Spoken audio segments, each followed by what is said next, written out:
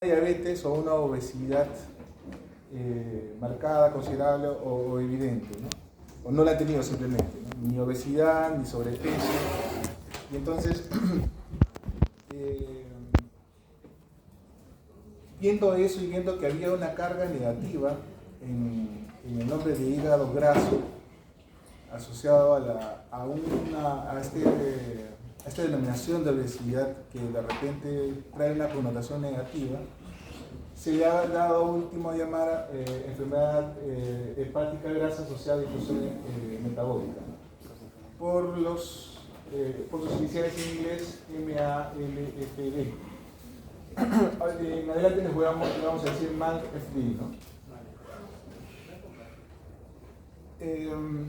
La obesidad es ahora, ustedes saben, ya considerada una enfermedad, no un trastorno estético, y básicamente es un exceso de tejido graso que genera no solamente a nivel hepático, sino ustedes saben, en todo el cuerpo, cambios que van a determinar complicaciones, comorbilidades y mortalidad.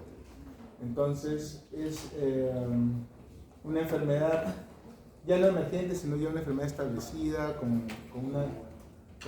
una alta prevalencia, que además está creciendo en todo el mundo.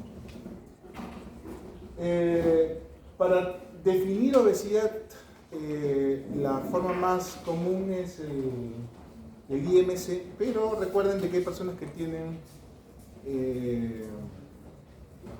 una masa muscular importante y que teniendo esta masa muscular el IMC no es apropiado, ¿no? Entonces lo conveniente es asociar el IMC con la circunferencia de cintura. Entonces para población esto varía de acuerdo a las poblaciones, a las razas, a las etnias, y para población caucásica se considera que en varones se considerará, ¿no?, incrementado un perímetro mayor de 94 y en mujeres un perímetro mayor de 80, ¿no? Esto puede ir variando, como les decía, en las razas, ¿no? Ahora, se ha desarrollado también hace unos 20 años, ¿no?, más o menos 20, 30 años, el diagnóstico de síndrome metabólico. Es un conjunto de anormalidades metabólicas con mayor riesgo para desarrollar enfermedades cardiovasculares y diabetes. Y bueno, hay varias formas de diagnóstico, pero para estos criterios al menos se deben cumplir al menos dos de los siguientes enunciados. Que el perímetro sea mayor, bueno, acá toman 102 y 88. Que los triglicéridos sean mayores de 150 o que estén en tratamiento, que el colesterol HDL sea menos de 40, en varones menos de 50 mujeres, que la presión sistólica sea mayor o igual de 130, o una diastólica mayor o igual a 85, o que esté en tratamiento, y que la glucosa sea mayor de 100, o que esté en tratamiento farmacológico. ¿Qué es la resistencia a la insulina? Es la falta de respuesta, ¿no?, de las acciones de la insulina en una persona que ha perdido esta capacidad de responder a las acciones de la insulina. Y principalmente esto se mide a través de la respuesta de la glicemia a una determinada cantidad de insulina. Ahora, hay una forma que debería ser la principal para poder hacer este diagnóstico, que es el plan insulínico, pero es difícil de realizar. Entonces, la manera sencilla de poder hacer este diagnóstico es con el índice HOMA, que es un cociente entre la glicemia medida en miligramos por decilitro, la insulina basal medida en microunidades internacionales por decilitro dividido entre 405, y un valor de más de 3.2 nos indica resistencia a la insulina. Entonces, tenemos una forma objetiva de poder hacer ese diagnóstico de resistencia a la insulina. Entrando ya a lo que es propiamente el MALFD. Tiene que ver con que exista enfermedad esteatóxica en el hígado, con algún factor más de riesgo cardiometabólico y que el consumo de alcohol no sea, digamos, de riesgo para enfermedad por alcohol. Entonces tiene que haber esas condiciones. Y ahí hay diagnóstico de esteatosis, que puede ser por una ecografía o una tomografía. Que exista uno de estos factores de riesgo cardiometabólico y que haya ausencia de consumo de alcohol en grados significativos. Ahora, todo este proceso de hígado graso, así como en el caso del hígado graso por alcohol, tiene una secuencia, una serie de eventos que pueden ir desde la esteatosis aislada, sin inflamación, la esteatohepatitis, en la cual hay inflamación, signos inflamatorios, ya sea por biopsia o ya sea por indicios en el laboratorio. Una esteatohepatitis asociada a disfunción metabólica. Antes, cuando se hablaba de hígado graso no alcohólico, se hablaba de NASH, ¿no? Ahora, como estamos en esta nomenclatura, ahora se le llama MASH.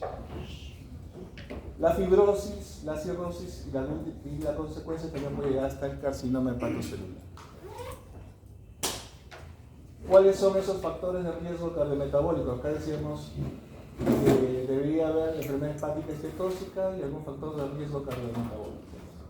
Entonces tiene que ver con el índice de masa corporal, la circunferencia o el perímetro del abdomen, medido en centímetros de acuerdo a las etnias, la presencia de diabetes o prediabetes, tanto medidos en su forma de glucosa basal como medidos con hemoglobina glicosilada o la glucosa medida después de, digamos, en condiciones de haber ingerido una cantidad de calorías, ¿no?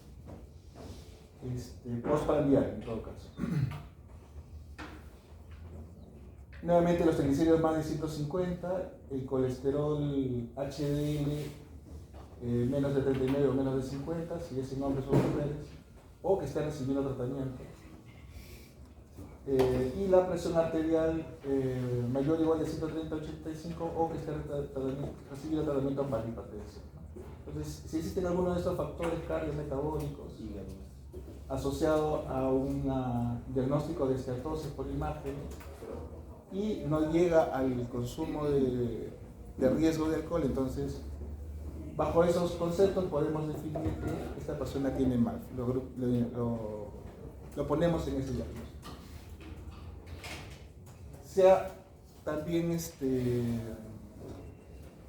incluido una nueva categoría que es enfermedad hepática metabólica asociada al alcohol. O sea que hay una categoría adicional que es las personas que beben alcohol, las personas que tienen esteatosis hepática, que beben alcohol no en los niveles que no son de riesgo y tampoco en una ventana de los que son más allá de ese consumo de riesgo. Entonces, una ingesta que excede los umbrales para los que la enfermedad hepática estetóxica asociada a disfunción metabólica está considerado, pero es menor de los niveles que están considerados para la enfermedad hepática alcohólica clásica, ¿no? O sea, en ese consumo intermedio, ¿ya? Ni muy poco ni mucho, pero asociado a esteatosis, se ha establecido como una nueva categoría que es enfermedad hepática metabólica asociada al consumo de alcohol. Y como ven, se ha corrido un poco los consumos digamos, considerados de riesgo para alcohol, ¿no? La clase anterior les mencioné consumos más bajos, pero acá se considera como de riesgo mujeres más de 50 para consumo de riesgo para enfermedad alcohólica sola, ¿no? 50 gramos y en hombres 60 gramos. Viéndolo de otro modo, para decir que, vamos a decir, ausencia de consumo nocivo de alcohol, para poder decir que es MALF debe ser menos de 20 gramos y menos de 30, en mujeres y menos de 30 gramos en varones.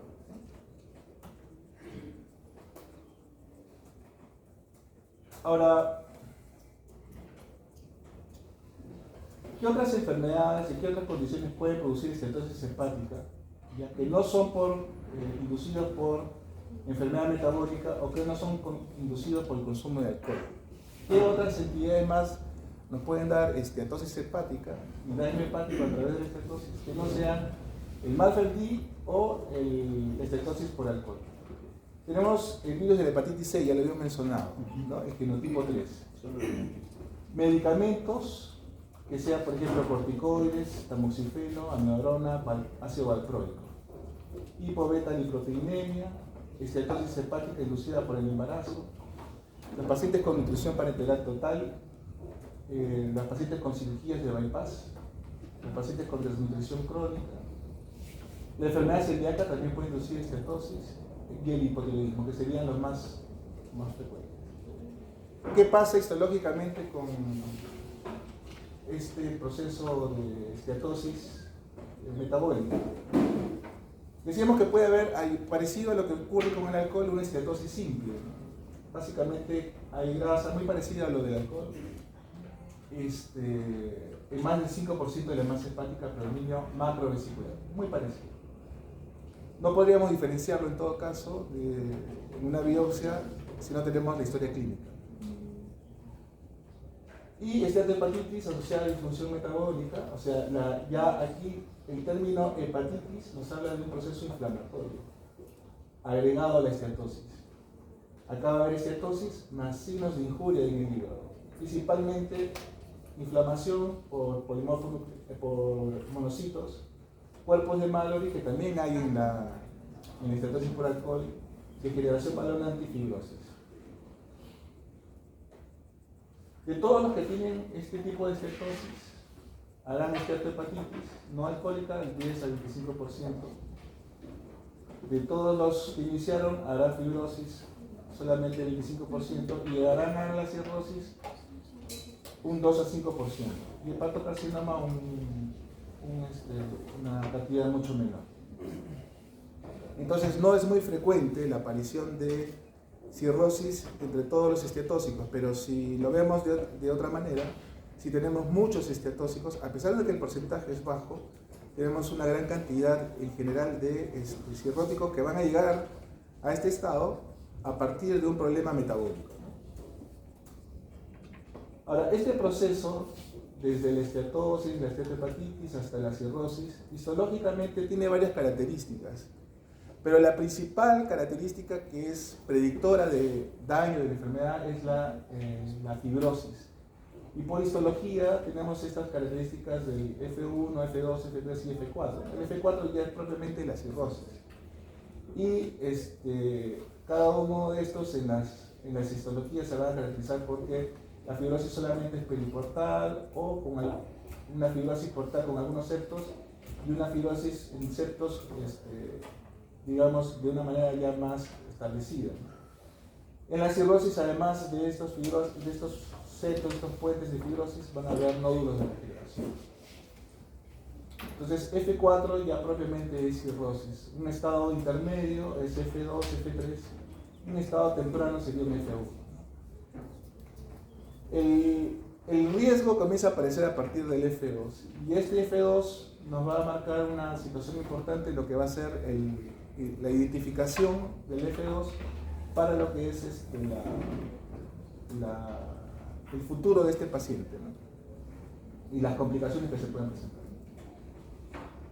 En promedio, en los países occidentales se considera una prevalencia del 30% de MAFLD, o sea, todos los MAFLD, todo el espectro, ¿no? Desde los que solamente tienen estetosis hasta los que tienen cirrosis.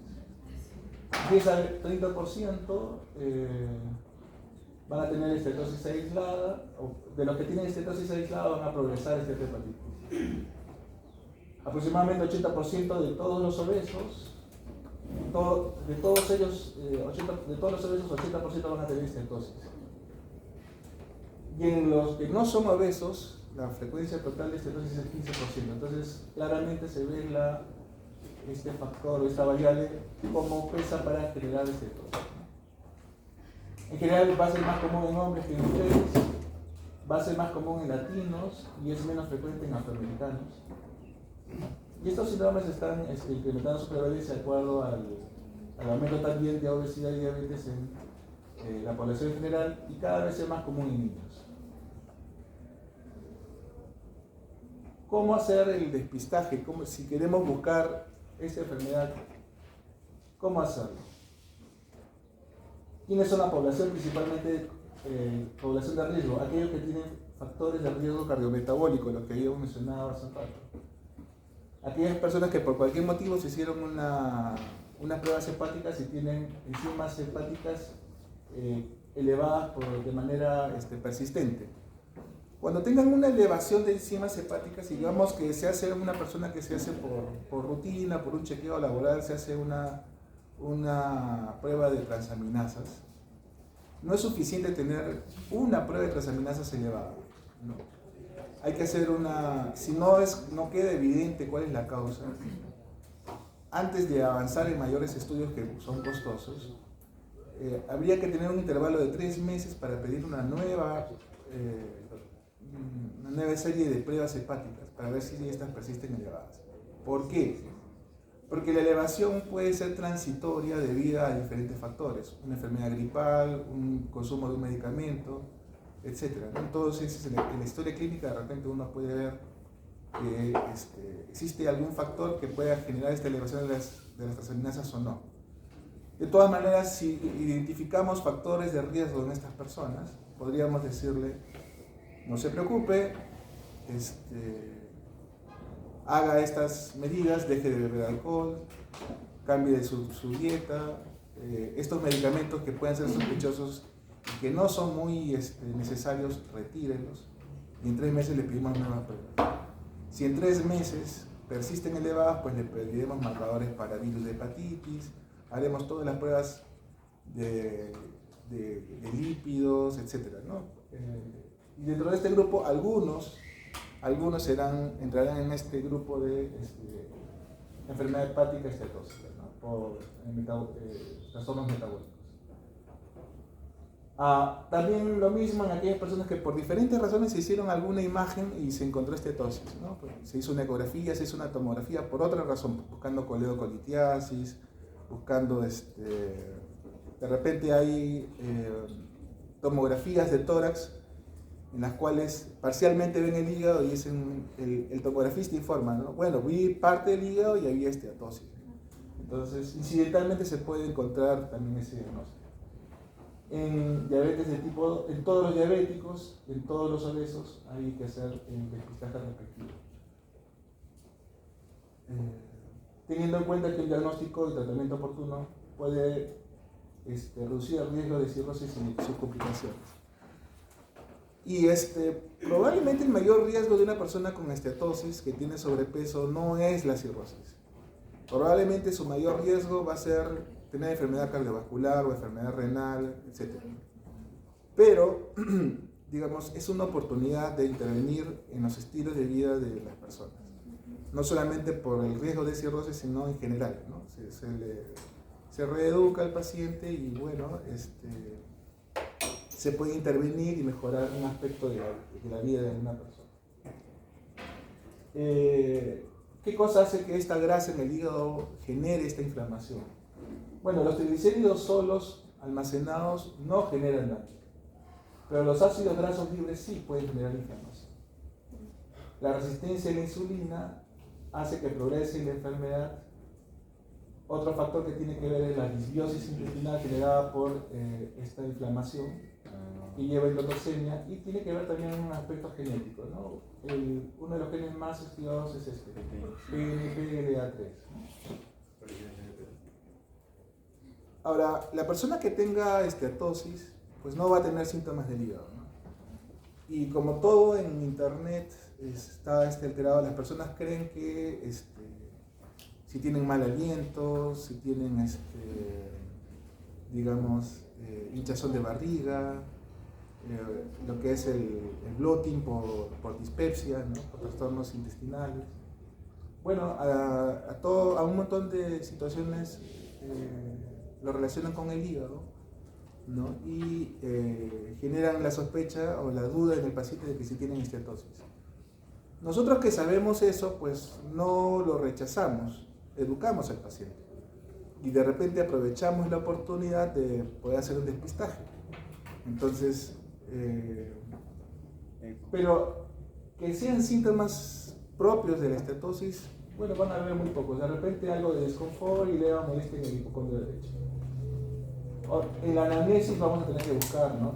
Si es que ya tenemos el diagnóstico de esteatosis, ¿qué otras causas pueden haber de las que hemos mencionado, ¿no? De repente es un celíaco, de repente es un consumidor de alcohol, de repente toma medicamentos.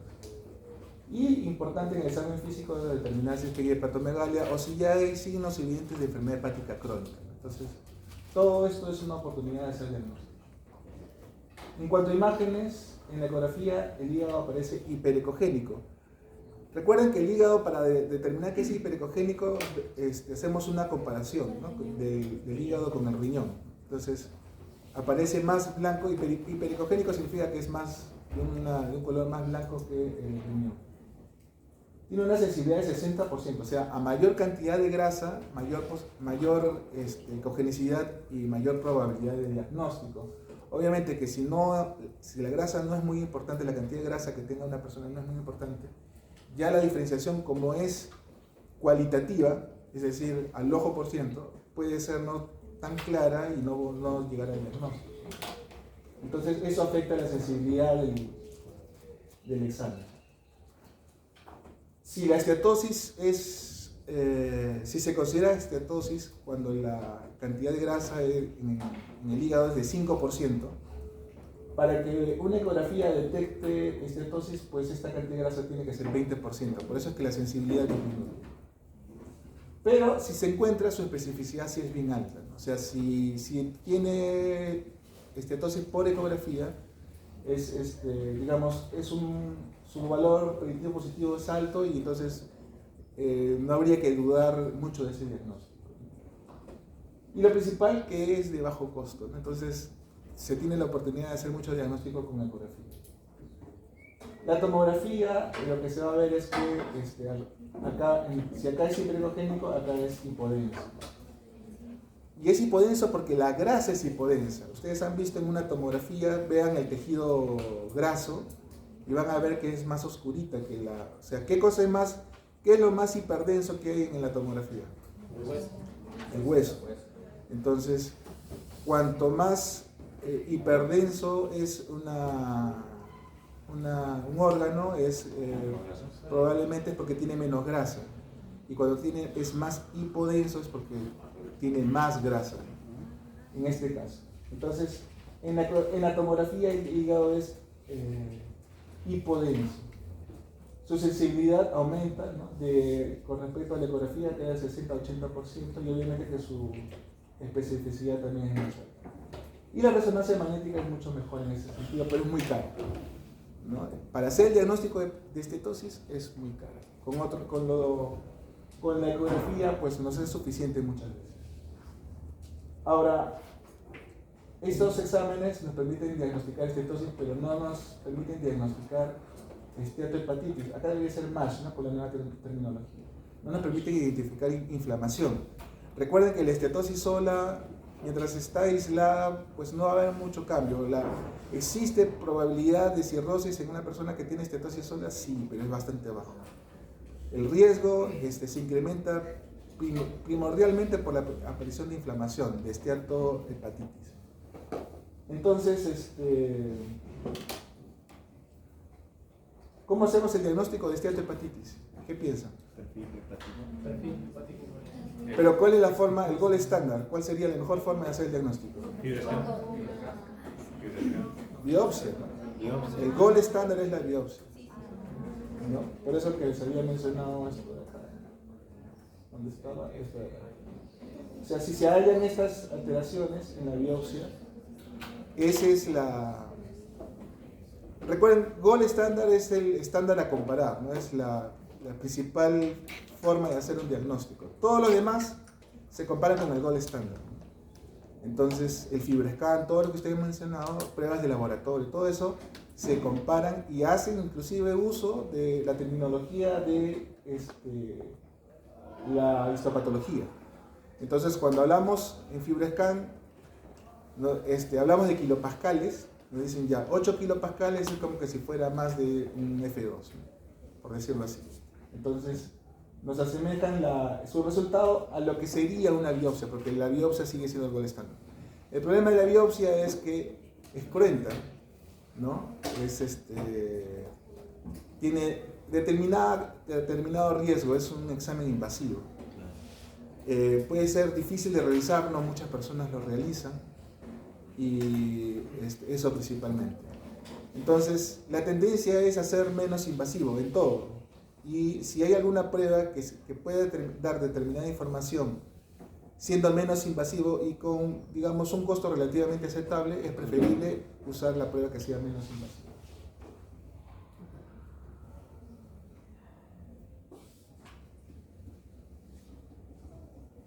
Entonces, hay otra cosa que hay que tener en cuenta, es que no siempre la estetosis es difusa en todo el hígado.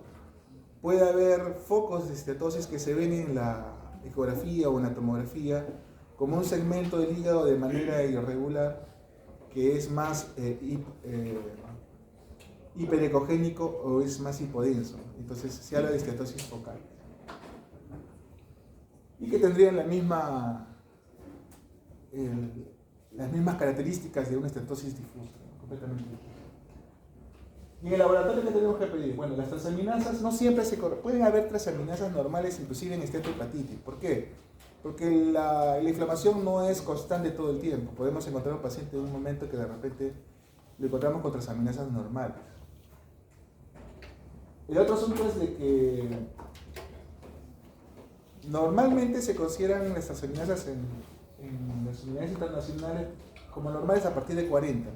Pero a partir de estos estudios se ha bajado el umbral para determinar qué cosa es alto en unas transaminasas. Ustedes saben que para hacer un diagnóstico, o mejor dicho, para establecer los valores normales, se busca una población normal y se hace una curva, ¿no es cierto?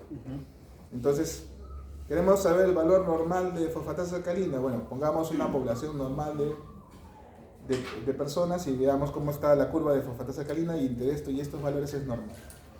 Pero cuando se hicieron establecieron los valores de normalidad de las transaminasas, no se conocía de hepatitis C, no se conocía de hígado graso, y entonces se consideraron como normales a personas que podían tener estas condiciones. Cuando se han llevado ya a realizar nuevamente pruebas con personas que no tienen problemas de sobrepeso, ni obesidad ni sobrepeso, que no tienen diabetes, que el consumo de alcohol es menor a los estándares actuales. Entonces, esos valores se han modificado, ¿no? Y para la actualidad debería considerarse menos de 33 en varones y menos de 25 en mujeres. Es decir, una mujer que tiene 30 de TGP podría tener ya una esteatohepatitis, o sea que habría que tenerlo eso en cuenta.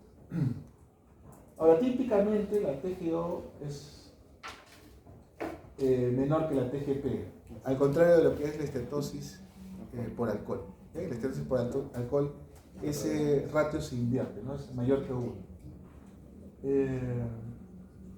Bueno, se debe descartar otro tipo de condiciones como hepatitis C, mucohematosis, enfermedad de Wilson, enfermedad tiroidea, medicamentos, etc. Deberíamos pedir un perfil lipídico, ¿no? Para saber cómo está el colesterol, cómo está la glucosa basal, la glucosa, digamos, postprandial y la insulina basal para poder hacer el HOMA, ¿no? Y determinar el índice de insulina. Hay varias pruebas para poder hacer una predicción de la fibrosis. Existen el score de Nash, existen el score de APRI, pero esta prueba es el FIB4, bueno, no es una prueba, es un índice, es digamos, un cociente, un cálculo que se realiza para poder determinar, correlacionarlo con, digamos, con la enfermedad hepática. Y acá lo que se mide es la edad en años, el nivel de TGP, el recuento de plaquetas y perdón, acá es TGO y acá es TGP, ¿no? Ahora pues se puede esto realizar pues con una calculadora virtual, ¿no? Eso, uno ingresa los datos en una calculadora por internet y bueno, obtenemos el resultado de esta fórmula. Resulta que cuando es menos de 1.3 es baja la probabilidad de tener una fibrosis significativa. Pero si es más de 2.67, la probabilidad es mucho más alta. Entonces, esa sería una forma de establecer el grado de fibrosis mediante este tipo de pruebas. Y la otra es la que ustedes decían en el FibroScan, que se basa en la medición de la elasticidad hepática medido en kilopascal. Detecta si la estatosis es mayor a 10%, detecta estatosis si es mayor a 10%, porque además el FibroScan, además de poder medir fibrosis o elasticidad de manera inversa, lo que mide directamente es elasticidad. Entonces, pero también tiene la capacidad del aparato de poder medir la cantidad de estatosis. Y este sí tiene una mayor sensibilidad y especificidad para el diagnóstico de estatosis. Puede detectar estadios leves y severos de fibrosis. O sea, nuevamente, o detecta los que son, la prueba nos dice, con certeza, nos puede decir, tiene una fibrosis no significativa, o leve o no significativa. O nos puedes decir si es que esta fibrosis es mayor a 4, si esta fibrosis es significativa. O sea que sirve para esas, cuando las pruebas están en esos rangos, pero para rangos intermedios es dudoso. Lo mismo pasa con esto del FIB4. Entonces, con una prueba de más de 12 kilopascales hay alta probabilidad de fibrosis avanzada. En este estudio lo usan como estándar en FibroScan 8 kilopascales. Pero primero miden el FIB4. Si es menos de 1.3, pues habría que hacer controles cada 1 a 3 años. Si es de más de 2.67, bueno, hacer una referencia a un patólogo. Y si está en el rango intermedio, pues habría que intervenir sobre las comorbilidades y repetir las pruebas o hacer una prueba de FibroScan, ¿no?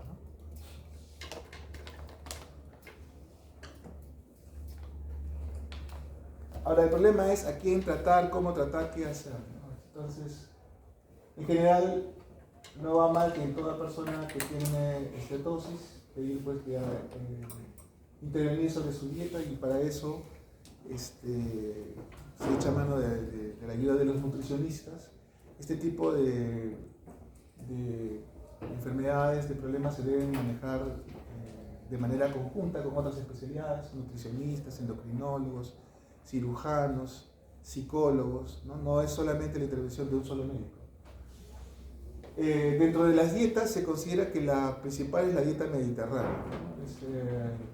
Eso sería cuestión de estudiar un poco más en qué consiste, pero bueno, esa es la que está establecida como, digamos, el estándar para el manejo del peso. Y el objetivo es disminuir por lo menos un 7% del peso inicial. La actividad física, que inclusive ya está medida, la cantidad de minutos que se deben realizar por día, y obviamente la abstinencia alcohólica. Si la persona inclusive no bebe la cantidad de alcohol, digamos, considerada de riesgo, de todas maneras se le debería pedir pues, que su consumo de alcohol sea cero, ¿no? Ahora, en cuanto a medicamentos, se han usado una serie de medicamentos como pruebas, ¿no? En algún tiempo se usó la silimarina, la vitamina E, con los fines de reducir la estatosis y de reducir la fibrosis. Pero ninguno ha demostrado ser, digamos, efectivo. Hay algunas cosas que son prometedoras, pero todavía eso no está muy determinado. Sin embargo, aquellos medicamentos que están, digamos, ya destinados para diabetes o para obesidad, tales como la semaglutida, la tirzepatida, la metformina, pueden ayudar a reducir la esteatosis y la fibrosis en personas no cirróticas. Lo mismo que las estatinas en las pacientes que tienen dislipidemia y hipercolesterolemia. Hay que considerar la cirugía bariátrica como una manera de intervenir en una persona que tiene esteatosis y riesgo, ¿no? Si no se ha logrado, sobre todo, pues está indicado para las personas con índices de masa corporales de más de 40 o más de 35. Acá habría que poner un guión cirugía bariátrica de uso de balón intragástrico. ¿Han escuchado del balón intragástrico? Es un... claro. Para que llegue. Es una pelotita que está, digamos, colapsada, ¿no? Se introduce con el endoscopio y se le inyecta un líquido. Este líquido expande y lo que va a hacer es restringir la capacidad del estómago, generando la sensación de llenura más rápido. Ahora, ninguna de estos manejos de cirugía bariátrica o de balón intragástrico se realizan de primera intención. Primero hay que hacer un manejo con el paciente de la parte nutricional y de la parte psicológica. Y entonces al paciente hay que reeducarle en su alimentación, y hay que ver que efectivamente esté cumpliendo una dieta determinada. Recién ahí se empieza con este tipo de tratamientos. Ahora, el balón intragástrico no es una cirugía bariátrica, es decir, no es definitivo. Es una opción que sirve para 6 meses y por ahí hay alguno que puede durar 1 año. Pero con el tiempo tiene el riesgo de romperse y de migrar o de generar inflamación en el estómago, y entonces debe ser retirado. Entonces es una medida transitoria. ¿Transitoria para qué? Como puente. No es lo mismo operar a una persona con índice de masa corporal de encima de 40 que otra que tiene un índice de masa corporal de menos de 40. El riesgo para el paciente disminuye. Entonces, esa es una forma de ver el problema, ¿no? Ayudar al paciente a conseguir su objetivo con una medida restrictiva del volumen del estómago.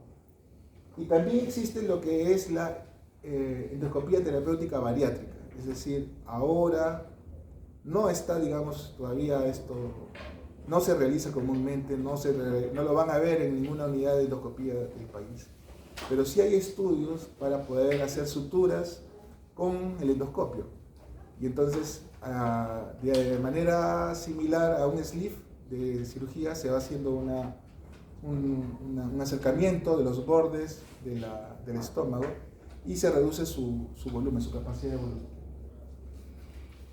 Y hay un medicamento que es el remetirón, que es, digamos, prometedor en la reducción de la fibrosis, pero tiene que ser pacientes que tengan más de F2 de fibrosis, pero que no hayan llegado a la cirrosis.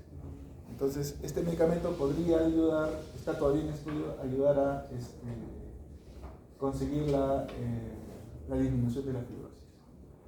¿Preguntas?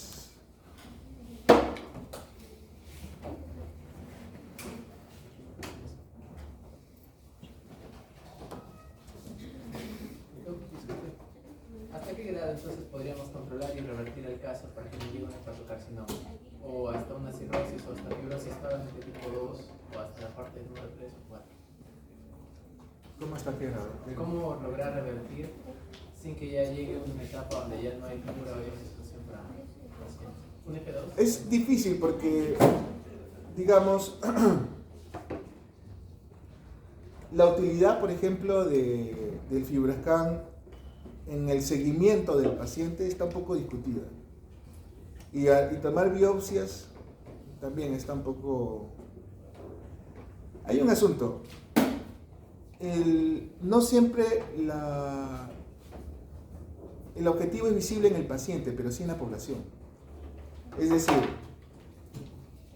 si doy una dosis determinada de un medicamento, voy a lograr que una población tenga mejor efecto que en mortalidad, por ejemplo. Pero digamos, es difícil de que en un individuo lo podamos ver el efecto, lo vemos en la población.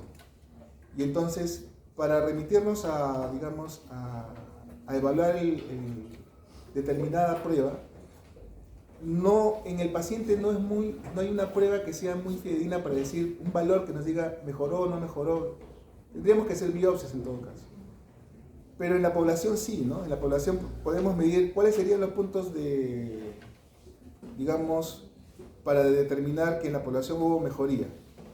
Pues cuántos llegaron a cirrosis y cuántos no, cuántos llegaron a carcinoma hepatocelular o no. Eso en un individuo es sí o no, no sabemos, o sea, en la esteatosis misma sin llegar a cirrosis o hepatocarcinoma, ¿cómo ver la mejoría? Está un poco difícil. Solamente tendría que ser con biopsias y eso que la biopsia podría ser dudosa también. ¿Control ecográfico no podría ser? Podría ser, pero recuerda que lo importante no es tanto la cantidad de grasa, sino lo que es más importante es la inflamación y la fibrosis. Tanto así de que, o sea, la meta es reducir la fibrosis. Eso es lo más importante. Ese sería el punto para, digamos, determinar si un medicamento mejora o no mejora. ¿Y el FibroScan también puede detectar esteatohepatitis o solamente la fibrosis? Solamente la fibrosis. ¿No hay algo que detecte esteatohepatitis entonces? Solo la biopsia. No hay otra forma entonces de indirectamente con las pruebas de laboratorio, si están elevadas las transaminasas, no persistentemente. Correlacionada, entonces, como no se correlacionaban las transaminasas, quería saber si hay otra prueba indirecta. Ah, ya. ¿Cómo no se correlacionan? Lo que pasa es que en estados normales puede haber inflamación. Es un poco... podría ser que con transaminasas normales hay inflamación, pero digamos, un objetivo podría ser disminuir las transaminasas.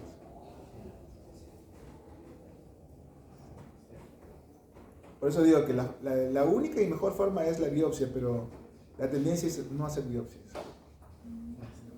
Y entonces todavía faltan pruebas que sean más específicas en esos puntos.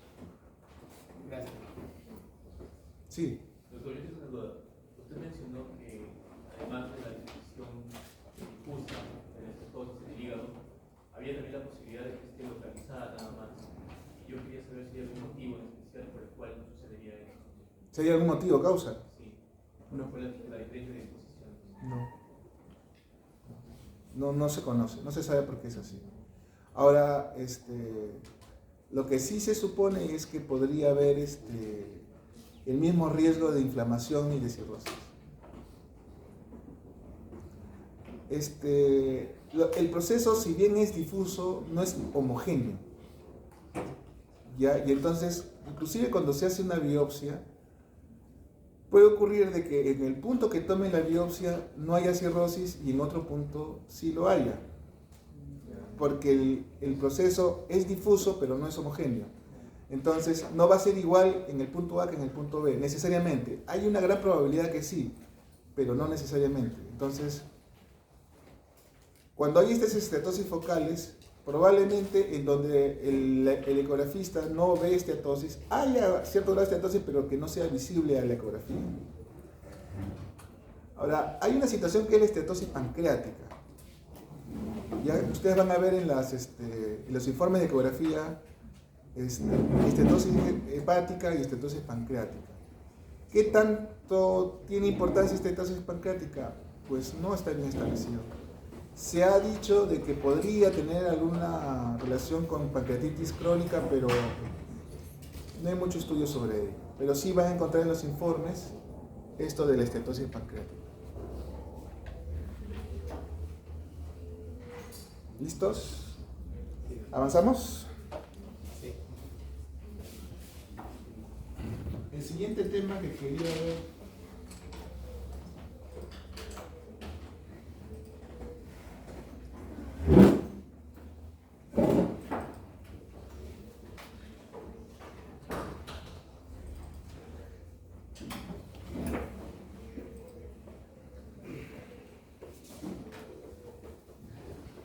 Es esto de la cirrosis.